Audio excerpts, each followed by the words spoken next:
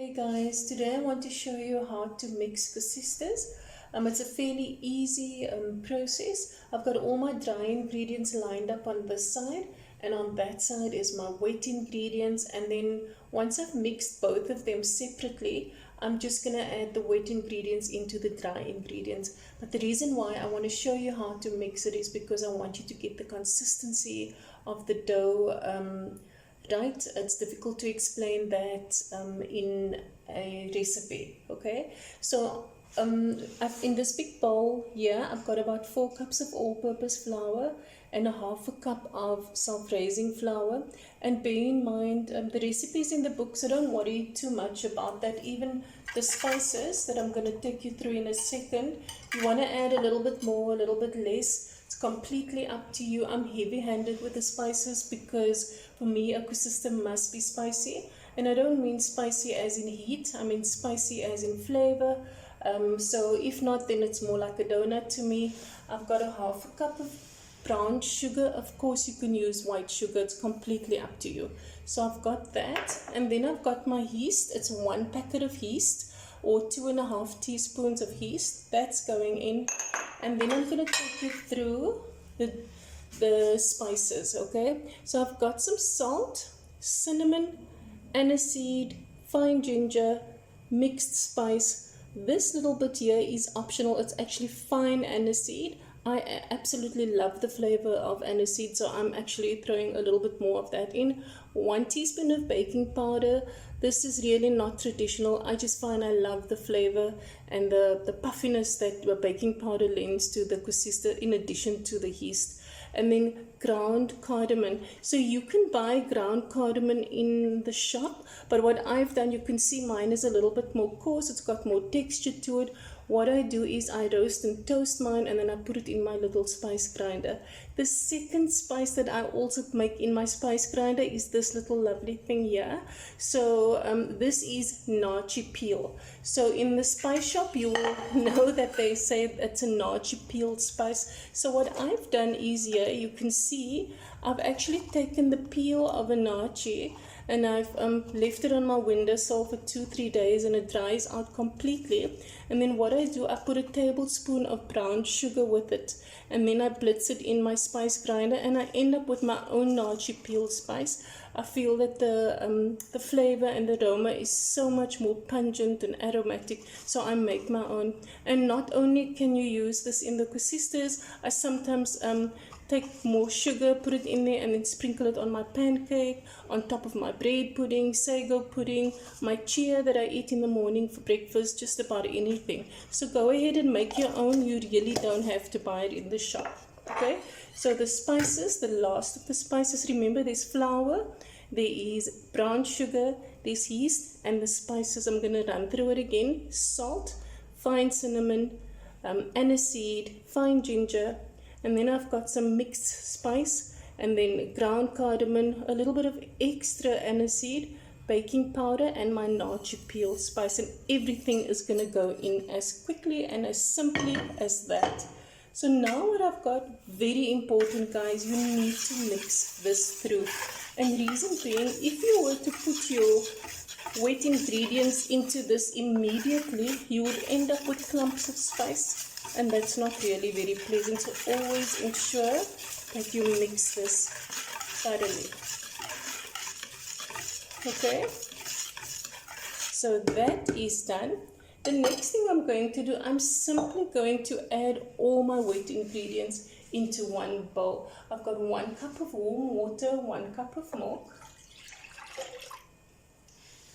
a half a cup of vegetable oil, and I've added an extra tablespoon of melted butter, and then 1 large egg, and then another non-traditional item. I love a little bit of vanilla. Of course you don't have to add it, I just always do it with mine. So here's another opportunity for my whisk.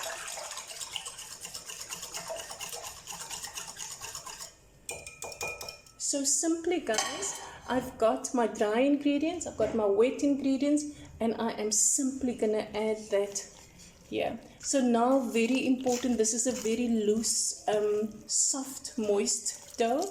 I always start eyeballing it like, now am I going to need more flour? Am I going to need more milk? It's very soft. If you end up mixing this too dry, you end up with very tough Koesisters. You don't want that. You want the Koesisters to be nice and light and fluffy. And I'm so glad that I've actually chosen to show you how to make Koesisters, because I have an extra bit of milk on this side that I think it might need.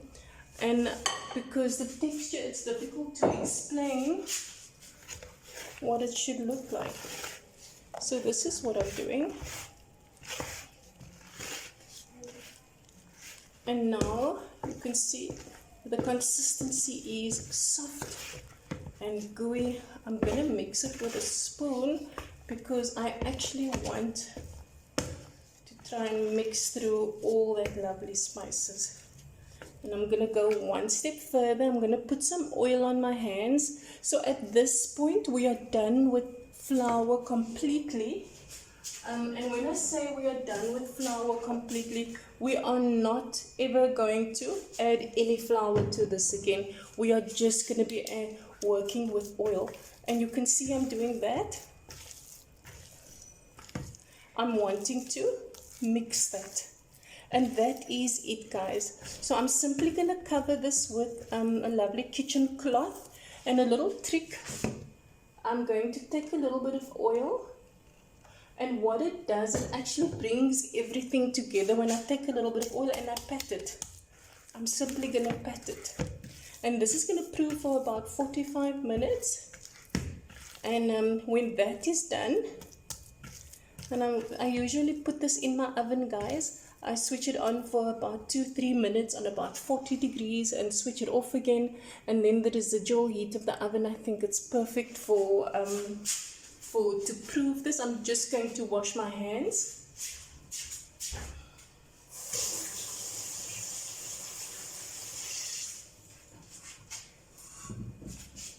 And I have a lovely kitchen cloth, so I wanted to show you the texture. You can see that's what it looks like, soft and gooey. It's got a little bit of oil. You can't really make little Koesisters out of it yet, but this is almost going to double in volume. So I'm going to take that and I'm simply going to cover it with my lovely cloth, and I'm going to pick it up, seal it underneath, and this is going to go into my oven. Hey guys, I'm back in the kitchen. It's about an hour later and I have taken my dough out of the oven. The proving process is done and you can see this is what it looks like. So I've put oil on both of my hands, and already I've done these Koesister balls on an oiled surface. Remember I said no more flour, and I've got some plain vegetable oil with a small piece of Koesister in there just to test it for heat. And the minute it comes to the surface, you know your oil is hot. So I wanted to show you my little trick for forming and shaping these little balls. So like I said, it's easy to work with if you've got, you can see that if you've got oil on your hands, it's not going to stick. So I take it, a little ball, and I squeeze one. Once again, I'm going to take it and I squeeze one. So almost make like a little ping pong size ball. Look, everybody's got their own method. You can use a teaspoon or a spoon. I just like this method because you can actually control the size. Remember, squeeze it. And these are your little Koesisters. So I always put them down again on their resting place. Always ensure that you've got oil on your hands. Once again, I'm going to take it, I'm going to squeeze it so that it pops out. Take, squeeze so that it pops out. Take, squeeze so that it pops out like that. And then you can almost make them similar sizes. So my oil is hot. I am simply going to wash my hands. Give me 2 seconds. Let's do a quick hand wash.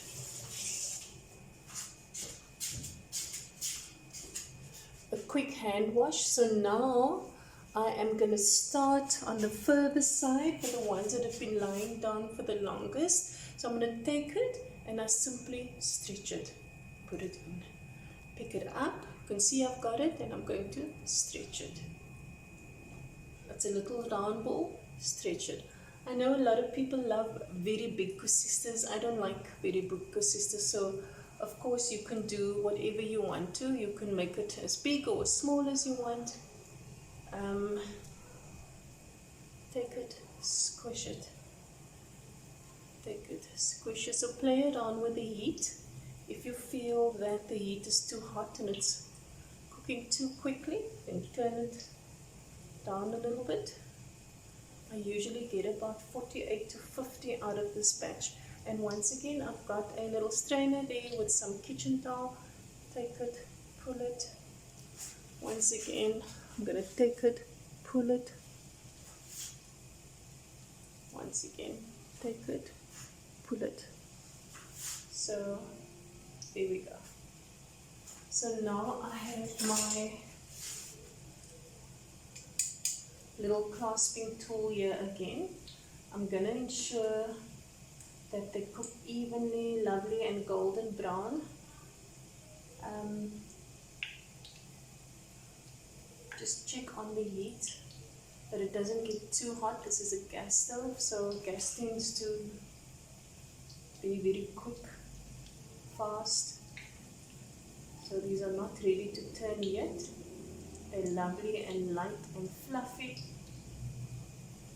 So I started with these Koesisters first and I put the last ones on that side. So I always start frying on the ones that's been lying the longest, so these still get an opportunity to prove. Okay, the only thing we need to do after this is actually make a simple syrup. I'll take you through that step in the next part of this video, but the recipe is in the book as well.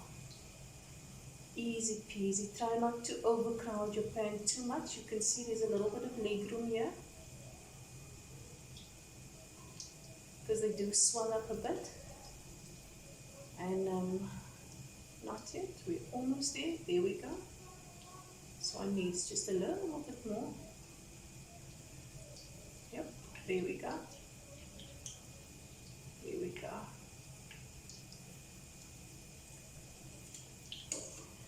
You can go back. As easy as that.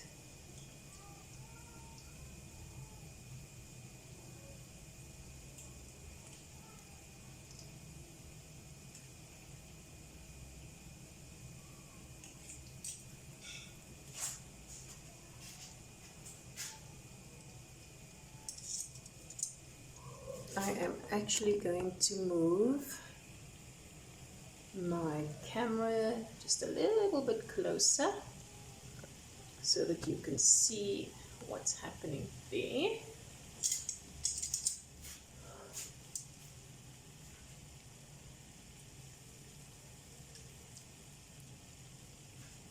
Just have patience, have sabr.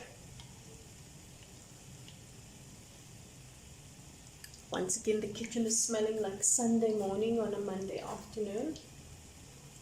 And what I'll do with this batch is, as soon as it's cooled down completely, I'm actually just going to divide it into maybe a dozen at a time, dozen per packet, and I'll put it in a Ziploc bag, stick it in my freezer, so that I have Koesisters for Sunday morning. But whoever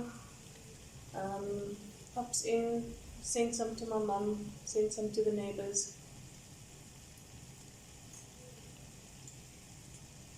It's always nice to have extra.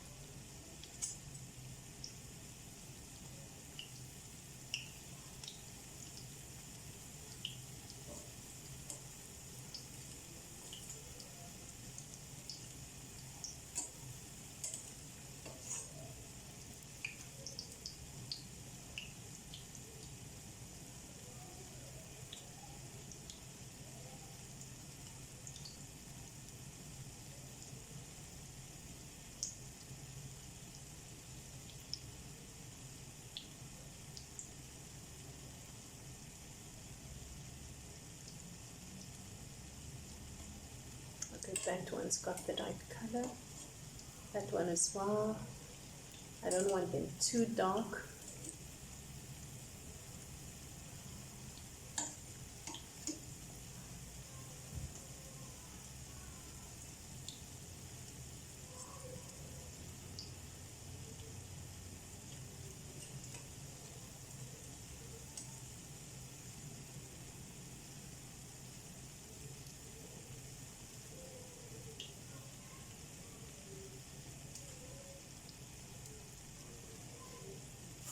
Okay, so this one can actually come out, and these are done. I'm simply going to pick it up, shake off the excess oil, and put it on my kitchen paper, and that is it. So remember, the next step is to dunk them in that lovely sugar glaze. 1 cup of water, 1 cup of sugar, some stick cinnamon, that's the bare minimum. You can then add a little bit of vanilla if you want, some rose water, some cream of tartar to give it that extra glossy look. I'm going to try and do another batch. I'll show you. Remember, take it, stretch it out. Once again, got it, stretch it. Take, just stretch it.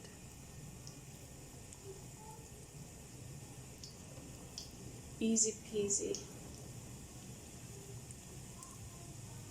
Lovely batch of Koesisters. You can make this bigger if you want, of course. Like I said, I don't like it. I just like medium-sized ones. And that's it. And that is how you are going to sugar your Koesisters. That is how you're going to fry your Koesisters in exactly the same manner until the whole batch has been complete. Guys, so I am simply going to show you how to sugar these Koesisters. And when I say sugar the Koesisters, I mean how are we going to get it so lovely and gooey and sweet and sticky. This is my simple syrup that I've got here, or my glaze. The recipe is in the book, but it's basically 1 cup of sugar, 1 cup of water. I love to add a little bit of cream of tartar. I sometimes put vanilla or a little bit of rose water just to give it a little bit of extra flavor.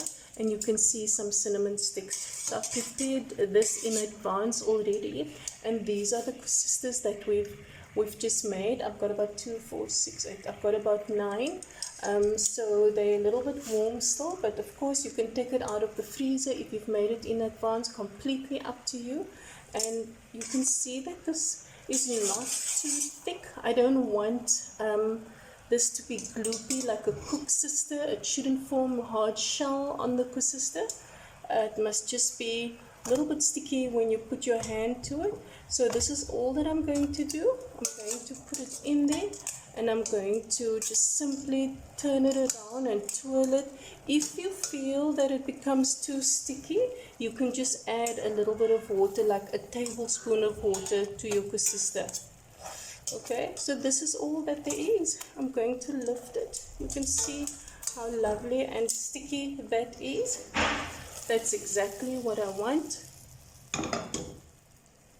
I'm going to turn off my heat. I'm not going to cook it too long because I don't want it to be completely thick and syrupy. So I am going to simply take this and put it on my plate.